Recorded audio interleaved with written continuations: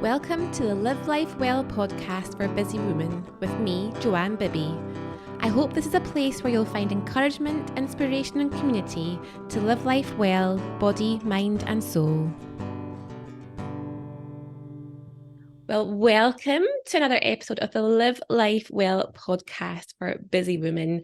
And I'm so glad to have you here today, just sharing this journey, sharing this community and our passion for taking care of ourselves and living life to the fullest. And I'm really delighted to have our guest, Claire Tomkins, on today. I'm going to introduce you in a second, Claire, and just to share Claire's heart with you and her passion for encouraging us as women to own and share our stories, which I think is something that's so important, something I've been thinking a lot about recently. And I just love Claire's heart and her brain as well. She's got a brilliant brain and she's just a really smart woman with a great big heart to encourage others. So Claire, I'm going to tell everyone a bit about you and then you can let me know if there's anything I've missed out. Okay, so Claire is a writer. Her business is called Five Rubies, which you can go away and have a look at. She's a story coach and she's also a self-confessed word geek, which I love. And you help entrepreneurs and leaders find the right words to share with the world, what's in our hearts. And you've helped me lots with that with my business. You're really passionate about stories in all their forms, and you love helping others to bring their stories to life as well as writing her own. You're an amazing writer. And just a bit about you, you love quality time with your family, running. I will give you a shout out, Claire. You have just done the London Marathon, which is incredible, such an amazing achievement. So massive well done for that. Coffee, which is a very important thing, and notebook stationery. Do you love a bit of stationery, Claire? Yes, I've got stationery coming out of my ears, which I've realised more recently because we're trying to have a bit of a clear out. So yeah, it's a guilty pleasure. It's hard Sure. to resist a new notebook though, isn't it? Like you never really have enough. Yes, absolutely. Oh, amazing, Absolutely Claire. right. Tell me if I've missed anything out, or even just tell us a little bit how you've come to this point in your life, a bit about your background and what's brought you to this place where you've sort of defined your offering and your passion to the world. I just feel almost lost for words, Jo, with that intro. It was just so beautiful. And so thank you. And I love the way that you said, I've got a big heart and I love to share what's in my heart. And that's just really resonates with me. And it was a client said something really similar to me recently, actually, and just said, we just need some help to express what's in our hearts. I was like, yes, that is what I love to do, to help people do that. So yeah, that's mostly what you need to know about me. I'm an ex-lawyer as well. So all about the words. I've always been all about the words, really. Just using that in different ways. And yeah, that's me really. And I live in Nottingham and I love to run. Oh, well, yeah, I'm so impressed. Well, a few things, well, lots of things about you that impressed me, Claire, but how you've taken that brave step to change directions in your career. I think that's a really brave, courageous thing to do. But I think you're on an amazing path and I've got so much to share with people. But I also really admire how you are passionate about your family and also about your well-being, that you do recognize the importance of taking care of yourself so that you can then be an inspiration and an encourager for others. So I'd love us to tell us what living life well means to you, as well as your running and your passions. Like what does that phrase conjure up for you? Yeah. And I love the fact that you've just used the word courage, because I think living life well for me is really about living into my values. And one of my key values is courage, possibly adventure, those two things together. And the other one is creativity. And I've realized that actually intentionally investing in those values enables me really to live the best life I can and be purposeful and intentional. And I have a strong faith, so I kind of believe this is the way I was created and designed, and these are the values that I have as a result of how I'm wired and how I was made. So So yeah, lovely that you see me as someone who's courageous, because that's something I value really highly. Oh, Um, definitely. risky, some people might say, but um, yeah. So I think that's what living life well means to me. And actually, on the flip side, if I feel kind of a bit out of whack or discontented or a bit low, like I did last week, actually, it's a really good checkpoint to come back and go, actually, am I intentionally living into my values at the moment? Mm. And if I'm not, then that's a sort of a check to readdress that. Yeah, that can be really helpful check-in, isn't it? Like, Mm. are the things I'm giving my time to giving me life, or are they draining me? And if they're draining you, they're probably not fitting in with your values, are they? So that's just good to even like once a month, or like you say, if you notice yourself feeling a bit out of sorts, just bringing it back in, checking in with ourselves. Yeah, yeah, Yeah. sure. Yeah. So I Yeah. love those words you've picked that help you live life well. So courage, adventure, and creativity, which I think they're so important for all of us to feel like we're really living, aren't they? To not just be like sort of stuck in a rut or not taking risks, like you said. Um, and I think most of the women I meet are definitely courageous. We've all got a story. There've always been things that we've overcome. But I think sometimes we can forget to keep pushing ourselves out of our comfort zones and trying new things and being adventurous and being creative as well. I think a lot of us think, oh, we're not creative. So I think there are two things that maybe we could check with ourselves. Like, are we giving ourselves opportunities to be adventurous or creative? They're things we're great at when we're kids, aren't they? Um, Yeah, but sometimes as we get older, we can almost like shrink or write ourselves off, I think. So yeah. I love those things that you've picked. How have you sort of come to them as your values? Have there been like sort of tools you've used or points in your life where you've thought, I really want to sort of define the values that are important to me? How did you Mm. sort of arrive at those ones? It's really interesting that you've mentioned things that you enjoyed in childhood, because Mm. I think that is a really powerful thing to consider. And if I look back to what I was like as a child, um, I was very creative and quite adventurous. And a couple of examples, I used to sit in the branches of our tree reading for hours and just losing myself in that kind of creative world of stories and adventures. And I used to, we lived in the countryside. I used to fly down these terrifying hills on my bike. Back in those days, didn't have helmets, did we? No. um, and go off exploring for hours. My poor mother, I think almost on one occasion, she almost called the police. It's just Wow. horrifying to think about as a parent now myself. Yeah. But those things sometimes, like you said, I think they kind of get lost as we get older. Those things that we're really naturally skilled at and passionate about as children. Um, so sometimes it's nice to kind of reflect back on, oh, what brought me alive as a child, and what did I spend a lot of time doing. um, those are the things that make you who you are. So I've just found that really helpful. And then as I've come into being an adult, kind of thinking, what does that look like for me now? So things like running the marathon, for example, is a Mm. really big example of digging into my courage and adventure value, um, and it really dovetails with creativity as well. And I never used to call myself a creative person at all, because I thought, well, I'm not brilliant at art. Surely that's what creativity looks like. But we are all very creative people. That's how we're all made and wired. We create beauty Mm. naturally and instinctively, and that just looks different for different people. Yes, absolutely. And I love that idea of looking back at your childhood and thinking of those Mm, things that you loved, that you enjoyed, that brought you to life. And that can be a really helpful thing when we're thinking about our well-being and maybe noticing that we have stopped feeling like that. And maybe if we're mm, thinking about ways we can take care of ourselves or things we can add into our life to bring us those feelings of really feeling alive and like our soul is alive.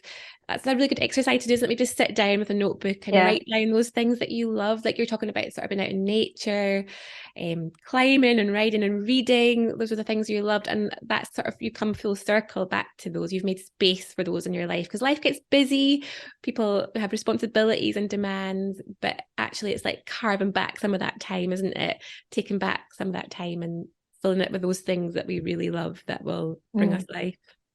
Yeah, absolutely. Yeah. And a practical tool I've used is, I mean, Brené Brown's written some brilliant stuff on this subject, and there's lots of great resources out there, and it is a work in progress. I have gone back and revisited my values again recently, like personally and also for the business, just to kind of check, am I still in alignment with really what my heart is and what I'm passionate about. So that's a great tool, the Brené Brown. I was just Googling it there as you were mentioning it. I'll pop a link to it in our notes from the podcast. She's got like a list of 100 values, hasn't she? And she encourages you to sort of narrow it down to 2 or 3. And I find that so helpful. And it really helps you know what to say yes and no to, which I find is a really helpful tool. Like if someone asks you to do something which sounds good, you're like, does this align with my values? Is this what I want my life to be about? So I think that's a really helpful exercise to do, which would also encourage you to do. Just have a look at those values and see which ones really leap out at you. What are the ones that are the most important to you? And that just helps you. It's a great tool for life, isn't it? Yeah, absolutely. And you know, it's difficult as well. Yeah. So I would say, you know, print it off, go through, see if you can circle or highlight 10. Yes. And then sort of whittle it down from there. But yeah, lots of great resources out there, and she talks a lot about values. So we love a bit of Brenny, don't we? She's fantastic. Amazing. Okay, well, sort of thinking about creativity then, and going back to the idea of these stories, so storytelling and why that's important. Why do you think, Claire, especially as women, it's really powerful to sort of know and own and share our stories? I love hearing people's stories. Like, so what I love about the podcast is I love having guests like you on, a wonderful guest that just have something. I think we all have something incredible to share, and I love giving people a platform for that. But why do you think that's important for all of us? Yeah. I mean, you've just touched on it there. You know, gosh, that stories are so powerful. I really could, as I said to you earlier, I could talk for hours. I said to Joe, you know, rein me in because I could talk for hours on this. But I think this is just a beautiful place to start, just to know that truth, that actually we all have unique stories and experiences that are so valuable, and so powerful. So that's why it's important to really own them, and not to think, oh, actually nothing important has happened to me in my life that's worth sharing. Like, nobody wants to hear my story. You know, that it's just really untrue. Our stories are what make us who we are. You know, me just saying I used to sit in a tree and read books, that's just a little snapshot of who I am, and my personality. And it's often the day-to-day kind of fairly ordinary stories that are the ones that can be the most powerful, that people really connect with. So if that's the main thing you take away from today, if you're listening to this, you know, that is a massive win. Just knowing that none of our experiences are insignificant. And yeah, that's the kind of fundamental belief really that drives everything I do. Yeah, amazing. I love that you give people that space and that platform and sort of encouragement to look at our own stories and think how they can be powerful just for us to know and own. There might be parts of our stories that we don't like, that we don't want to think about, but even in those places, there's something to learn and to share. And I think they're just so, they're so attractive stories, aren't they? Like, look at the number of autobiographies that get sold, and we love to hear stories, but maybe we think, like you say, ours isn't nothing significant to tell. But I think that would be my encouragement too, that even in your story, there's something wonderful for you to learn and others to learn from it. Do you find that maybe in your work with women or your other clients that that's something that sort of holds people back from sort of being able to tell or acknowledge our stories, thinking it's just it's not worthwhile, it's not nothing of significance. Yeah, absolutely. And just thinking, oh, no one wants to hear about that. That's not very exciting. And I was working with a client recently who was telling me about, she's an architect, a very gifted architect, and I was trying to kind of unpick where that passion has come from, originally. And a lot of these things that, like we've said, are rooted in childhood. So just to kind of pull out these seemingly ordinary details about her childhood and what she used to spend her time doing, what she was passionate about, just then forms a beautiful picture of who she is and her skills and why she does what she does now. But definitely that sense that nobody wants to hear what I have to say, I think really holds people back.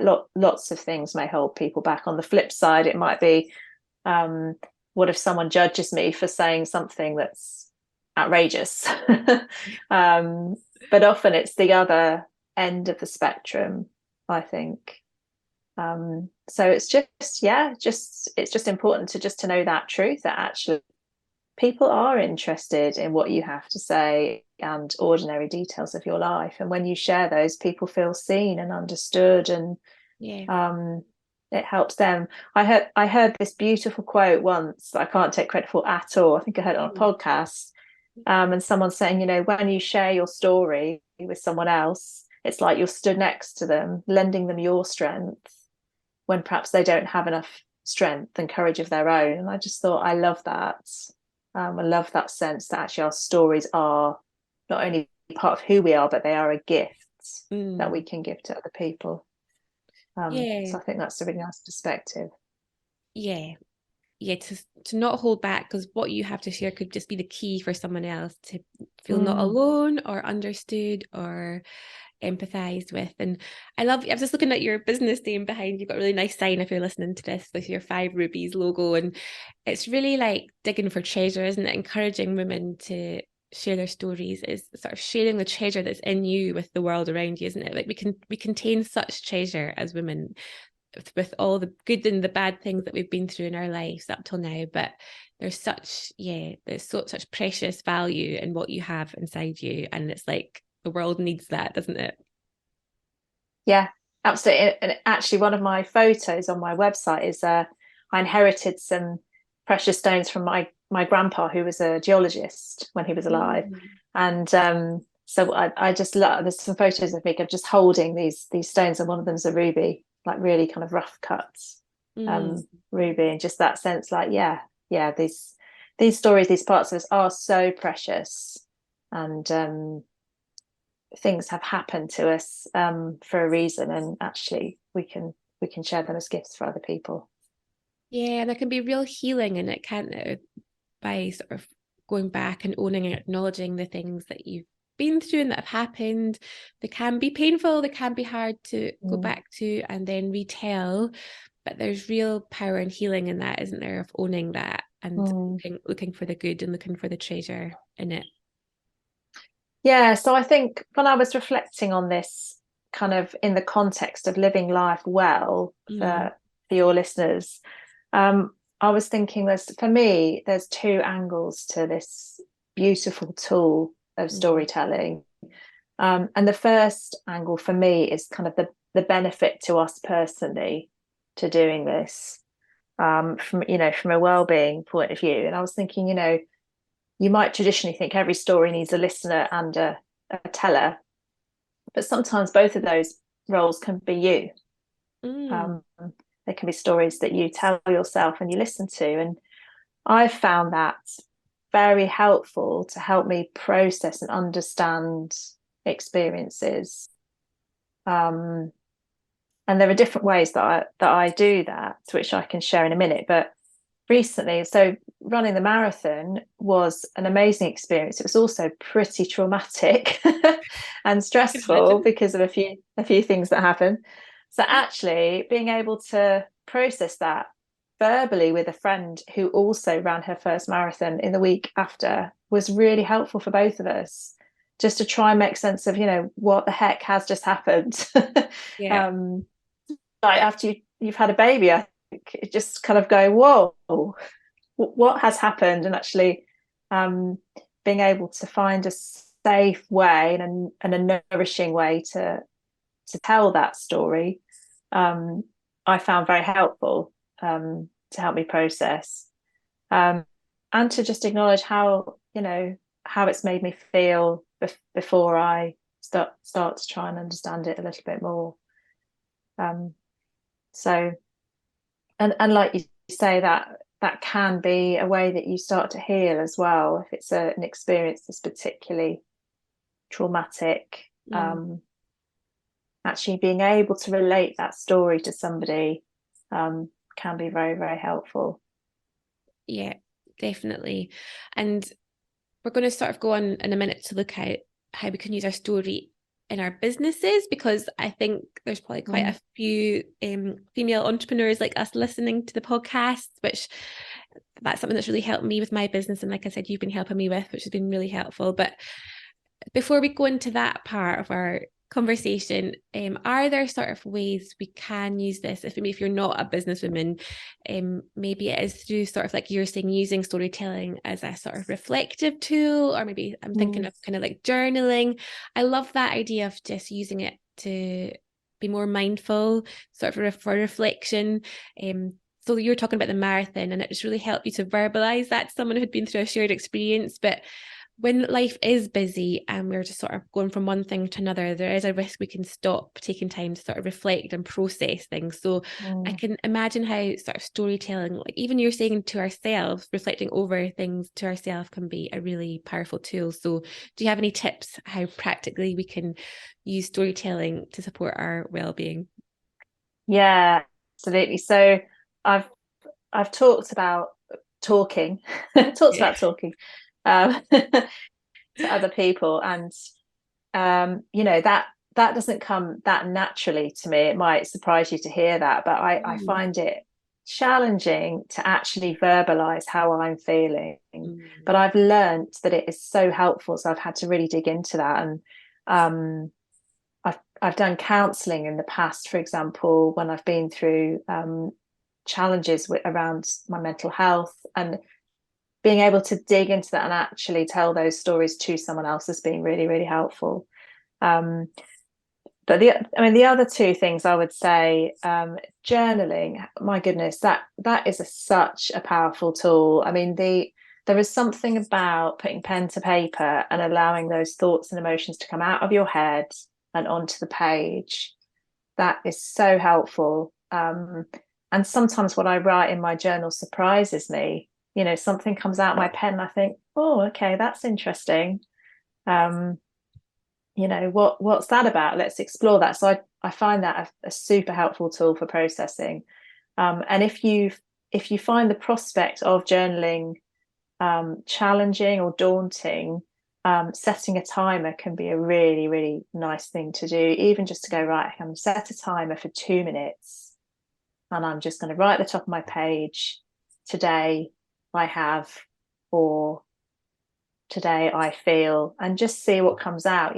It's not for anyone else, it's just for you. It doesn't have to be beautiful prose, doesn't have to be grammatically correct, it can be random words, but it's just that tool really to help us process. And then the other thing I do is, and I'm laughing because it is quite funny, is I find movement is super helpful for this kind of processing. And last weekend, I went on a writing retreat, and I was working on my own kind of novel that I'm writing. And if I come across a plot hole that I don't know what to do about, I just go for a walk and I talk myself through it as I walk. And it will normally go something like, oh, she said that, therefore she has to know that then, and then he goes here, and then this happens. And I literally kind of story tell my way through the plots, and I kind of organize it all in my head as I walk. And there's something about physically taking those steps that really works well with the kind of mentally taking those steps through the story as well. So that's something again that I find super helpful, just to put the movement behind it as well.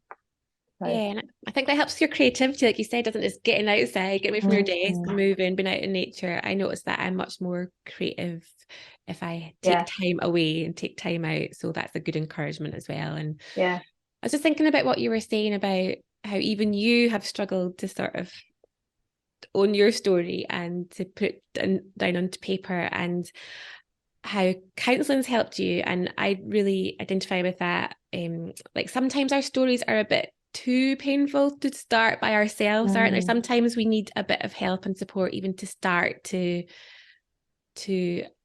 sort of own our stories. And if that's the case with you, you're thinking this feels a bit unsafe, and I would absolutely recommend, I think both of us would recommend finding that safe person, whether it is a counsellor or a really trusted friend, just to start unpacking that story with. And then as you do that and bring healing to those spaces that you've maybe not been able to go to before, that's where the sort of healing happens, and then you can start to own it, and then realize what you've been through can be shared to support and help other people to then go on that journey, can't it? Yeah, for sure. And I think I get a sense of when, if an experience I've had has been a painful or traumatic one, I sense that those emotions are just still a bit raw to even begin to start properly processing it. And sometimes there's a time and a place, isn't there, for just kind of going, actually, I just need to kind of nurture myself here, and that the time for reflection and understanding will come later. But for now, I just need to really be gentle and kind with myself when those emotions aren't quite as raw and they're not so close to the surface. Then so it's all about self-awareness, really, isn't it? And learning how you process and what you need to do.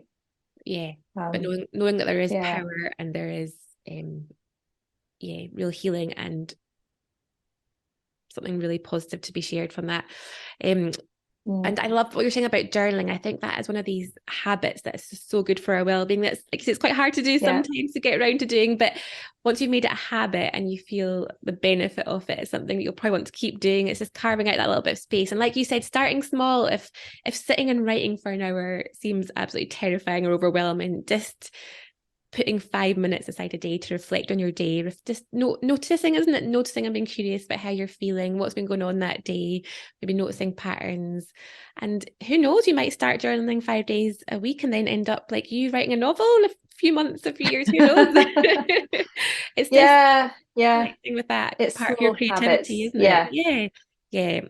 We love a small habit, because it's those small habits that compound, isn't it, and have that positive impact on our well-being over time. And just noticing how you do feel after doing that for a week. Do you feel sort of calmer and less anxious because you're getting those thoughts out of your head? And is it something that you do want to sort of continue, sort of part of your well-being like backpack of tools to grab? And so that's so good, and something I think is really simple to apply and do, to free and easy way to improve our well-being, just noticing how we're feeling, popping it down onto paper. Absolutely. And I'm one of these people who wakes up in the morning with a brain full of busyness and thoughts and ideas, which is great, but I found journaling is just a lovely way of just kind of settling that down, trying to capture some of those thoughts and just lowering my cortisol, or I'm not an expert in that kind of thing, but just kind of calming myself down and setting myself up for the day, so I'm not feeling quite as frantic. Yeah, absolutely. I think as busy women especially, we have so much going around our heads, don't we, that we carry around with us, just these constant spinning plates and things we have to remember, things we want to do. So just to get those things out of our head onto paper, like last thing at night or first thing in the morning, can be really helpful. And then it's just seeing what else is in there, like what else, other creative thoughts do we have? Don't like celebrate something that's happened that day. It's not all the hard stuff that we're writing down, all the negative, painful things. It's all like the ideas and the dreams and all those things too, isn't it? I mean, absolutely. My notebooks are a testament to that. All kinds of things. The sheer volume of them. Yeah. Yeah. No, it's great. It's that just Yeah. beautiful mixture of everything, isn't it? So that's fantastic. Just really great, easy tips we can grab and implement. But thinking more about in our businesses, because me and you had a session recently where you did some sort of storytelling coaching with me to help me get a bit more clear about my focus, where I want to take my business and how what I could offer to my clients and my sort of audience. So that was so helpful for me to have that time and space to think about that and narrow that down. So what are ways that you help people with in terms of using their story in their businesses and in how they serve and support other people and what they offer? Yeah, so this is what I love to do, and I think storytelling, particularly for people who perhaps find this whole visibility thing a little bit challenging, and would sooner go and hide under their duvet, which I would sometimes prefer to do too. I think, sharing our experiences and our stories can be such a beautiful communication tool, for so many reasons. I mean, I touched earlier that actually our own stories help us to process and make sense of things. And I think that is how we all process and make sense of things as well. So using that in the context of your business to talk about what's in your heart and talk about what you're passionate about and what you do, really helps you connect with your audience on a bit of a deeper level, because you're sharing things that you've been through. So you're showing empathy. And it feels like a very sort of authentic way of talking to people. So I mean, I love to just to help people who kind of sense of what they do, and a sense of who they love to work with, perhaps a sense of kind of what their mission is, but actually finding the words to really express those things is challenging. So being able to sit with somebody and ask a lot of questions and suggest different words and help them discover those stories and express them and find the right words, it's really, really powerful. So yeah, and by sharing your story as a business owner, you're inviting your audience in, and you're helping them feel understood and feel seen. So yeah, it can be a really powerful tool, I think, particularly for female entrepreneurs as well, who find that being confident and talking about what they do perhaps a little bit challenging.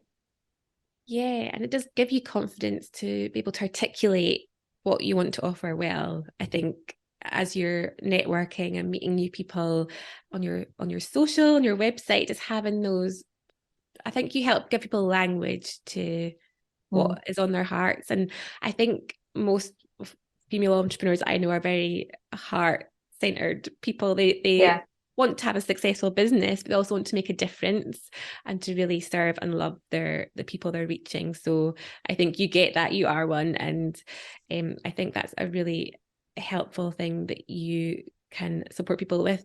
And I would totally encourage people to come to you and have one or many sessions with you to help narrow down that focus. It's kind of what we were talking about at the start, isn't it? It's about knowing what your values are, having that self-awareness and bringing that narrow focus down so that you really know what it is you're offering and who you can help the most.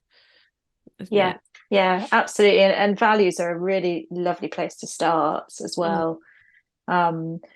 And I talk a lot about kind of getting those foundations in place first. So getting really clear on your values and your kind of your big your mission, your vision, putting language to all those things then gives you a wonderful place to start from. And then starting to explore those stories around your business and your life that really inform that and really help your audience get a clearer sense of who you are and what matters to you and how you work, and all these things. Yeah, so, yeah. Use that word connection. I think that's what it's about, isn't it? It's connecting with our heart and our values, and then that, if we know that and communicate that well, which you help us do, it then helps us connect with the right people, doesn't it? That our heart will connect with their heart, and we'll know that we're a good match for each other. Yeah, Yeah. absolutely. Yeah.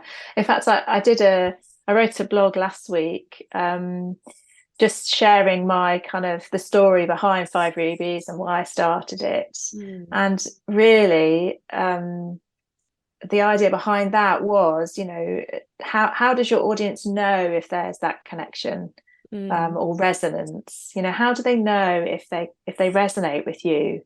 And it's kind of giving them this language and these stories behind your business and about you, so that they can make that decision, and they can either say, yes, I resonate with this person, or no, I don't, and both are fine. But Yes. it's much kinder um, to to give them that opportunity, rather than trying to appeal to everybody, which of course we can't. So Yeah.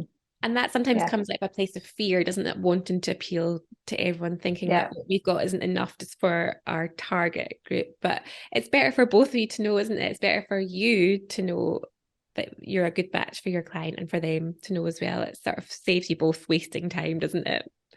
yeah, absolutely. And there are some people who, and you can probably, if you're listening to this and you're a business owner, you can probably think of a client who you have loved working with, and they Mm. have been a delight, and they are the reason you do what you do.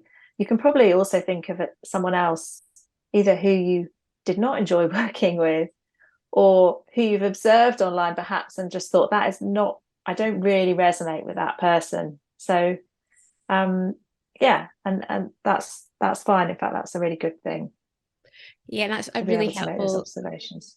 It's a helpful thing to think about in terms of how you're communicating and thinking of that person. That could be then like your client avatar, your ideal customer, and to speak to Yeah, them, isn't it? Through your posts and your website, your communication, speak to that person. You'll attract other people along the way too. But if you keep that person in mind, that's like a really good tool, isn't it, to use in sharing what you offer in part of your business.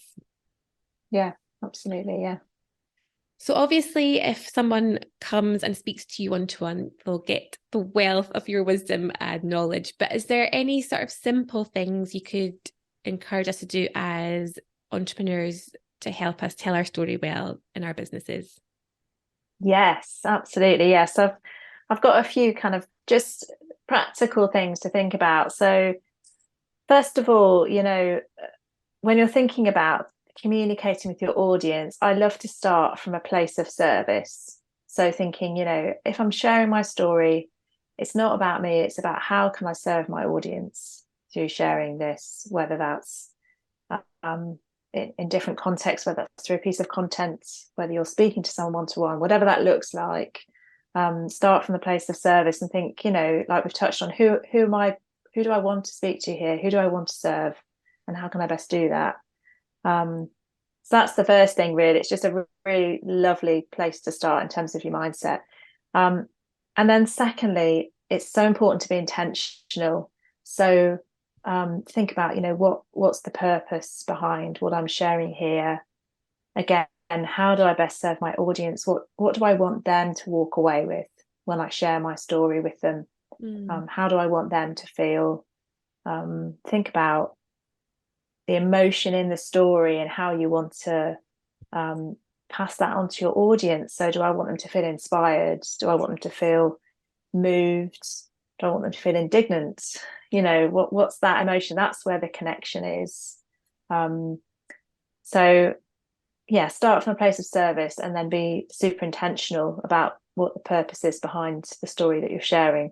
mm, Um, and then the third thing really is just to think about the formats of how you share your stories, whether you're showing up online, in person, in a group context. Are you sharing from a big stage, or are you speaking to someone one to one? Are you writing something? Are you doing a video? Are you doing a podcast? So just think about, again, how can I best serve my audience, and also what do I really enjoy? What do I love doing? mm. If standing on a stage absolutely horrifies you, maybe do something that you brings you joy instead, to engage with your audience. Um, and I'm a massive fan of keeping things really simple. This is not the opportunity to share your autobiography. this might just be one tiny snapshot of you that will really speak to your audience and forge those connections. So, and then the fourth thing really, which we've touched on, is to check in and consider how this has felt for you. Is there anything you want to do differently? Storytelling is a skill, but you can learn it, and through practice, you can feel less like you want to just shrink, and more that you can enjoy doing it and engage with your audience in that way. So seek feedback if that's something you feel comfortable with. I love to learn. I like to be in progress, all the time, but equally getting feedback can sometimes be difficult. So yeah, just reflect on that process really. So those are my top tips. So seek to serve first, be super intentional, think about how you're sharing the story and the formats that best serves your audience and you, and then how are you going to check in and reflect afterwards. Oh, that is so good. I'm going to listen back to this and make notes because I love that. I love practical point-by-point tips, but these are things I think we can all implement. And even if you're not a woman in business, just thinking about how important and powerful your story is. I really hope that if you're listening to this, wherever you're listening, whoever you are, that you just hear that you are really important. Your story is powerful and valuable. And just check in with the story you've been telling yourself about that, about how you see yourself. And there's a really beautiful vulnerability, I think, isn't there, in sharing a bit of ourselves and sharing our stories that gives other people permission to then also be vulnerable and share theirs. I think sometimes if we're a bit shyer or less confident, we can think, I don't want to impose what my story on other people. It's not interesting, but to know that it has value, it's got such value, who you are, what your story has been to get to where you are is powerful and important. So I really hope you hear that. But I love what you said about doing it in a way that brings you joy, especially in your business. So if the thought of going live or doing a YouTube video just absolutely horrifies you, then write it. You write the most amazing blog, so write it down, and then that blog then has got so much value that you can then take out of there and use as social media posts. So it's great. I think you won't do it unless you enjoy it, will you? So you don't have to do everything. You don't have to be on TikTok and LinkedIn or on YouTube. Find, you're saying, the way that most inspires you to share what you have to share, and do more of that. Just do it. Yeah, absolutely. And that reminds me, actually, I am all about the words. Last week I saw a reel on Instagram that somebody had used a series of videos and images to tell the story of her day, and I just thought that was another beautiful example of just showing that journey, because that's really just what a story is. It's a journey that shows some kind of change and transformation throughout it, and you can show that and present that to your audience in so many different ways. So yeah, and it's going back to being creative, isn't it? Being creative at your telling story. So if you're a photographer, show us what you've been doing for the day. Show us your photographs or words or pictures, and just let it flow. We're excited to hear more stories. I hope you feel encouraged to share yours. Oh, Claire, that's been so amazing. Like we said at the start, we could talk for hours, and I could easily do that, but I won't keep you too much longer. But I'd love us just to know if people would like to continue this conversation with you, if they'd like to find you, maybe read some of your blogs or find out how they can work with you. Where can we do that? How can we stay in touch? Yeah, great. So the best place to start is probably my website, which is fiverubies.co.uk.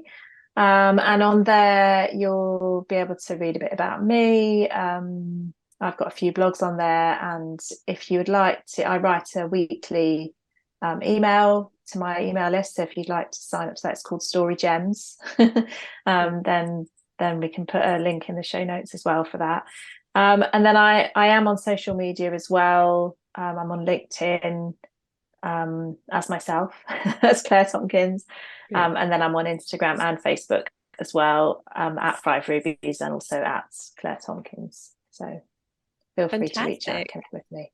Lots of ways to stay in touch. Amazing. Yeah, And find yeah, out maybe how you can work one-to-one with you as well. That'll be all on the website.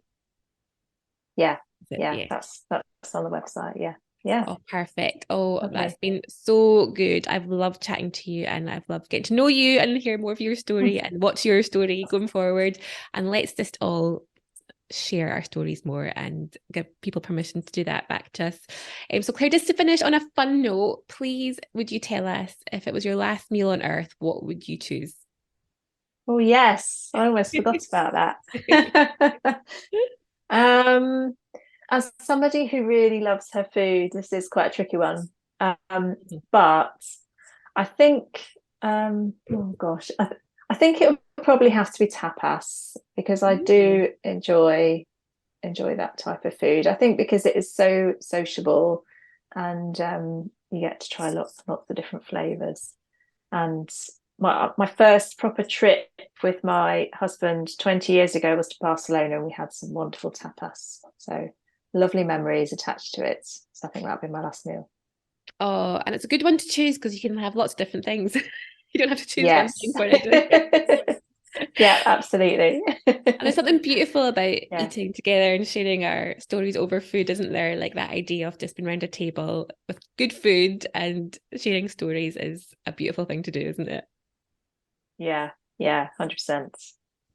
Oh, amazing, Claire. Well, thank you so much for your time today. It's been absolutely wonderful to have you on and chat with you. And I hope everyone's feeling inspired to be more creative, to get their thoughts onto paper and share their stories with the world. Amazing. It's been a pleasure. Thank you.